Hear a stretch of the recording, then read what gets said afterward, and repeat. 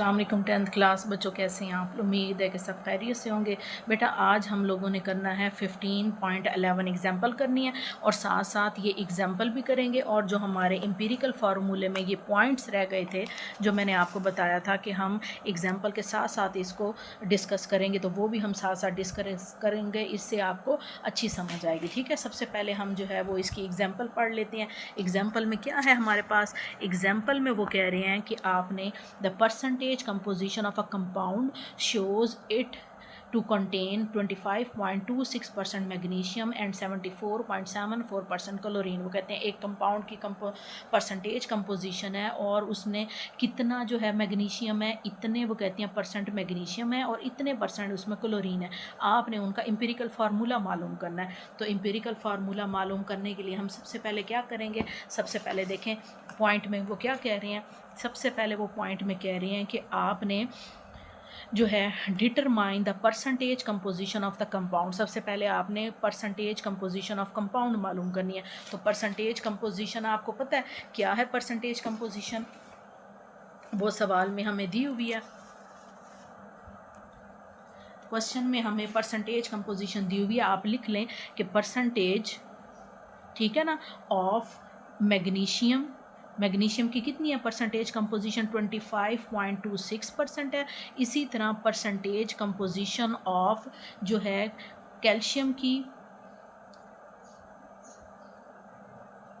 Chloride की कितनी है? वो है हमारे पास 74.74% है। ठीक है, उसके बाद बेटा नेक्स्ट स्टेप में आपके पास क्या होता है? नेक्स्ट स्टेप आपने क्या बनाना है? इनके ग्राम्स बनाने हैं। ठीक है ना, तो आप क्या लिखेंगे इसमें? आप लिखेंगे मास ऑफ, ठीक है ना, यही जो होते हैं दो एलिमेंट्स हैं इनका आपने मास बनाना है, मास ऑफ मैग्नीशियम, और लिखेंगे फिर आप मास ऑफ क्लोराइड।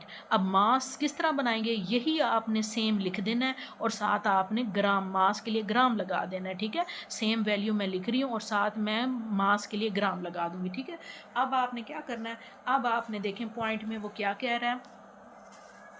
आपने ये हो गया परसेंटेज कंपोजिशन आपने कंपाउंड की लिख ली। वो कहते हैं find out the number of moles of each element. आपने नंबर ऑफ मोल्स मालूम करने हैं और वो किस तरह करने हैं? This is done by dividing the mass of each element. Her mass element का मास आपने लेना है और वो मास क्या होगा? परसेंटेज में होगा जो आपको दिया होगा, bye its atomic mass. Atomic mass क्या है? वही मोलर मास। ठीक है, तो अब हम क्या करेंगे? अब हम करेंगे इनके नंबर ऑफ मोल्स मालूम करेंगे। तो नंबर ऑफ मोल्स कैसे मालूम करेंगे? पहले हम मैग्नीशियम का करेंगे। आप लिखें नंबर ऑफ मोल्स या moles of magnesium. Moles of magnesium क्या होता है आपको पता है? सबसे पहले हम मास लिखेंगे मैग्नीशियम का और उसको डिवाइड करेंगे उसके मोलर मास पे।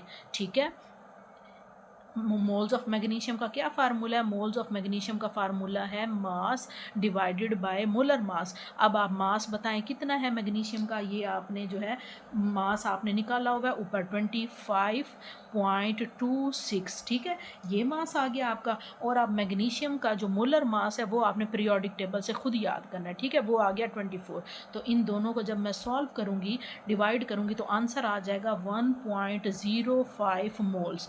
ठीक है, क्योंकि मैं ये मोल्स मालूम करनी हूँ। ये आ गया आपके पास मोल्स ऑफ मैग्नीशियम। इसी तरह आपने मोल्स ऑफ क्लोराइड मालूम करने हैं, तो मैं डायरेक्ट वैल्यू लिख रही हूँ। उसके लिए भी आपने यही फार्मूला है, mass divided by molar mass. अब क्लोराइड का मास कितना है? 74.74 ग्राम है और क्लोरीन का जो मास होता है बेटा वो 35.5 होता है। जब मैं इसको हल करूँगी तो हम मेरे पास आ जाएंगे 2.10 मोल्स आ जाएंगे। ठीक है, तो ये आपके पास आ गए नंबर ऑफ मोल्स। तो नंबर ऑफ मोल्स किस तरह निकालने हैं उन्होंने बताया है कि नंबर ऑफ मोल्स निकालने के लिए जिस भी एलिमेंट के आपने नंबर ऑफ मोल्स लेने, आपने ऊपर उसका मास लेना है। मास हमने बना लिया ग्राम में, फिर नीचे आपने उसी एलिमेंट का मोलर मास लेना है जो हमारे पास 24 है और ये हमने ज़बानी याद करना है। ठीक है बेटा, उसके बाद नेक्स्ट स्टेप में जो है वो हम देखते हैं कि हमने क्या करना है। नेक्स्ट स्टेप में हमने करना है ये हो गया। नंबर 3 पे है determine the atomic ratio of each element in the compound. Compound में जो एलिमेंट हैं उनकी एटॉमिक रेशो मालूम करनी है। और एटॉमिक रेशो कैसे मालूम करेंगे? This ratio can be found by dividing the number of moles of each element. ये रेशो मालूम करने के लिए हम क्या करेंगे? नंबर ऑफ मोल्स को डिवाइड करेंगे by the smallest number of moles पे। ठीक है, नंबर ऑफ मोल्स को लेके हम क्या करेंगे?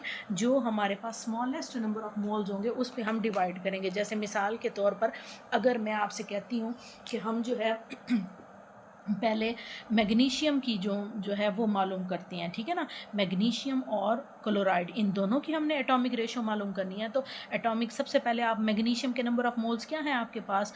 1.05 आया ना आपके पास मोल्स। और क्लोराइड के कितने आए हैं? वो आपके पास जो आए हैं वो हैं 2.10 आए हैं। ठीक है, अब आप इन दोनों में से देखें कि कौन सी मोल्स कम है, किसकी रेशो कम है। तो जाहिर है ये 1 है और ये 2 है, तो ये रेशो कम है। अब आपने इन दोनों वैल्यूज़ को डिवाइड कर देना है 1.05, ये भी 1.05 से डिवाइड कर देना है और फिर आंसर लेना है। ठीक है बेटा, कैसे किया है? आपने इनके जो नंबर ऑफ मोल्स हैं दोनों के नंबर ऑफ मोल्स को दोनों में से जो भी रेशो कम होगी उसके साथ डिवाइड कर देना है। जब आपने इसको डिवाइड करोगे तो ये दोनों कट जाएंगे और 1 आ जाएगा आपके पास। इसको करेंगे डिवाइड तो इसके डिवाइड करने से हमारे पास 2 आंसर आएगा। ठीक है, ये आपके पास आ गया 1 और 2। अब आपने एम्पिरिकल फार्मूला लिख लेना है। एम्पिरिकल फार्मूला आपके पास क्या है?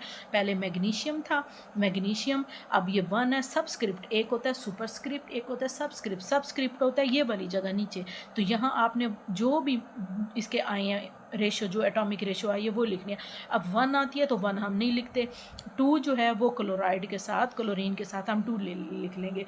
तो ये क्या आ गया? ये इसका हमने एम्पिरिकल फार्मूला फाइंड आउट कर लिया। अब बेटा आप बुक से देखें, बुक से उन्होंने क्या बात की है? उन्होंने यही बात की है कि आपने एटॉमिक रेशो हर एलिमेंट की, कंपाउंड में हर एलिमेंट की एटॉमिक रेशो मालूम करनी है। एटॉमिक रेशो आपने कैसे मालूम किया है? कि आपने नंबर ऑफ मोल्स को डिवाइड किया है किस पे? स्मॉलेस्ट नंबर ऑफ मोल्स पे। कि नंबर ऑफ मोल्स हमने लेके इनमें से जो भी नंबर ऑफ मोल्स की रेशो कम थी उसके साथ उसको डिवाइड कर दिया और जो वैल्यू आ गई है वो लिख ली है। ठीक है बेटा, इसी तरह जो है एक और एग्जांपल है वो हम देखते हैं। वो क्या है हमारे पास? वो है हमारे पास 15.12 है। The percentage composition of an organic compound by mass is 64.8%। ठीक है, एक ऑर्गेनिक कंपाउंड की परसेंटेज कंपोजिशन कितनी है? उसमें 64.8% कार्बन है, 15.62% हाइड्रोजन है एंड 21.58% ऑक्सीजन है। आपने इसका भी क्या करना है? एम्पिरिकल फार्मूला मालूम करना है। तो सेम वही हम स्टेप्स रिपीट करेंगे जो हमने पहले किए थे। ठीक है, अब हम डायरेक्ट करेंगे इसमें।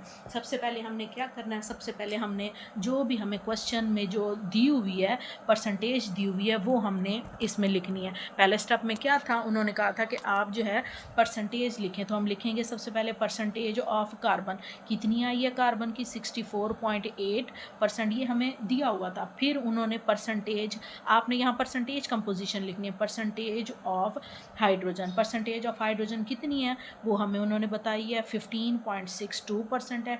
ठीक है, फिर उसके बाद परसेंटेज कंपोजिशन ऑफ ऑक्सीजन वो भी उन्होंने बताई हुई है 21.58%। ये तीनों चीज़ें जो हैं वो आपको उन्होंने दी हुई हैं। अब दूसरा स्टेप बेटा क्या था? ये मैं अभी आपको ऐसे नंबर लगा के दिखा रही हूँ। ठीक है, दूसरा स्टेप क्या था? दूसरे स्टेप में उन्होंने कहा था कि आपने इनको ग्राम में कन्वर्ट करना है। तो लिखेंगे आप मास ऑफ कार्बन कितना है? 64.8 ग्राम आ गया। फिर मास ऑफ हाइड्रोजन कितना है? वो आपके पास 15.62 ग्राम आ गया। फिर उसके बाद आप लिखेंगे मास ऑफ ऑक्सीजन, वो कितना आया आपके पास? वो आपके पास आया 21.58 ग्राम आ गया। ठीक है, अब तीसरे स्टेप में हमने क्या करना है? तीसरे स्टेप में आपने इनके नंबर ऑफ मोल्स बनाने हैं। ठीक है, इन तीनों एलिमेंट्स के आपने नंबर ऑफ मोल्स बनाने हैं। अब मैं पहले लिख रही हूँ मोल्स ऑफ कार्बन। क्या फार्मूला है, mass divided by molar mass. अब मास क्या है मेरे पास, ठीक है, मास जो है कार्बन का 64.8 है, ये दिया हुआ है, ठीक है, 64.8। और जो मोलर मास है वो बेटा आपने हर एलिमेंट का खुद याद करना है। कार्बन का जो मोलर मास होता है वो होता है 12, ठीक है। इसको जब मैं सॉल्व करूँगी डिवाइड करने से मेरे पास 5.4 आ गए, मोल्स आ गए, ठीक है, ये आंसर आ गया, ये कार्बन के मोल्स आ गए। इसी तरह अब मैं मोल्स बनाऊंगी, मोल्स ऑफ नंबर 2 पे क्या है, कौन सा एलिमेंट है, हाइड्रोजन। तो हाइड्रोजन का जो है वो मेरे पास मास कितना है, वो मेरे पास है 15.62 है। और हाइड्रोजन का जो मोलर मास है वो आपको पता है बेटा 1 होता है। जब मैं ये 1 है तो इसकी वही सेम वही वैल्यू आ जाएगी, ठीक है, 15.62। तो ये आपके पास हाइड्रोजन की आ गई है, ठीक है। फिर उसके बाद नंबर 3 पे है मेरे पास moles of oxygen. Moles of oxygen कैसे बनाएंगे, ऑक्सीजन का मास कितना दिया हुआ है 21.58 है, और ऑक्सीजन का जो मोलर मास है वो 16 है। इन दोनों को जब हल करेंगे तो आंसर आ जाएगा 1.35 मोल्स आ जाएंगे। अब हमने 3 स्टेप कर लिए, ठीक है।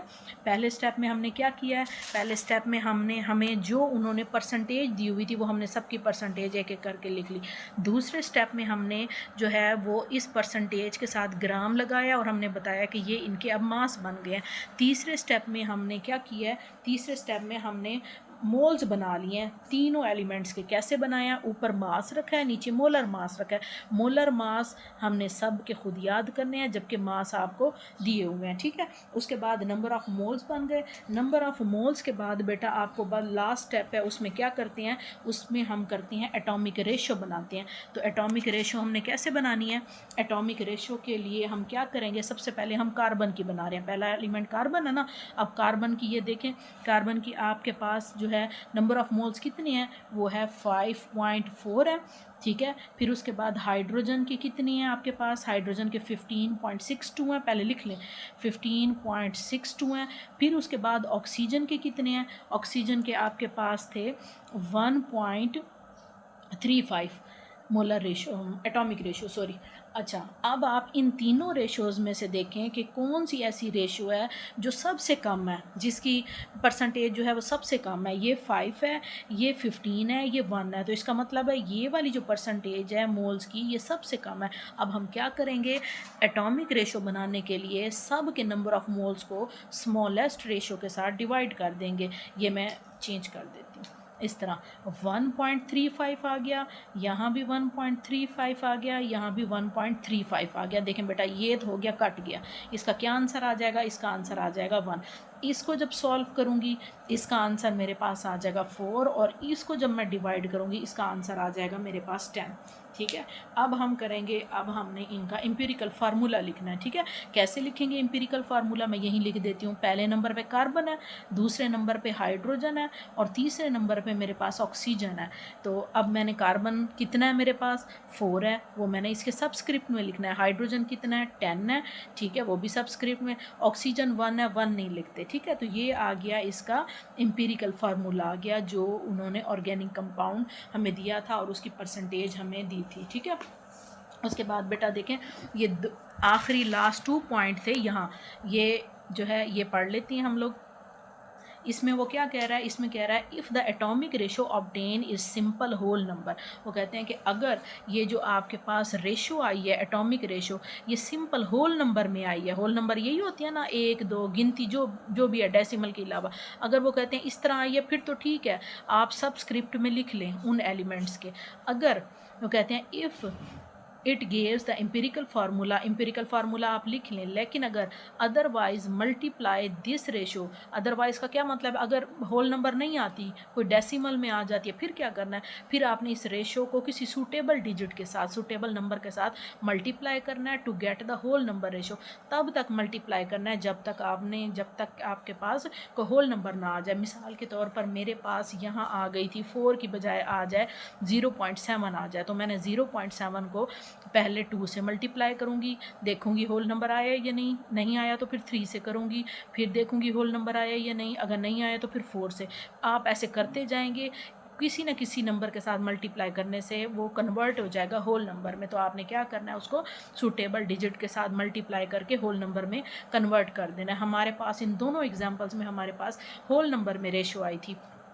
फिर लास्ट जो है, use this whole number ratio as a subscript. ठीक है, इस होल नंबर रेशो को आपने सबस्क्रिप्ट में लिखना है। जैसे कार्बन है तो कार्बन के साथ सबस्क्रिप्ट यहाँ है, यहाँ लिखना है आपने। हाइड्रोजन का 10 आया है रेशो, तो आपने सबस्क्रिप्ट यहाँ लिखनी है। ठीक है, ऑक्सीजन का 1 आया है तो आपने क्या लिखनी है, सबस्क्रिप्ट यहाँ लिखनी है।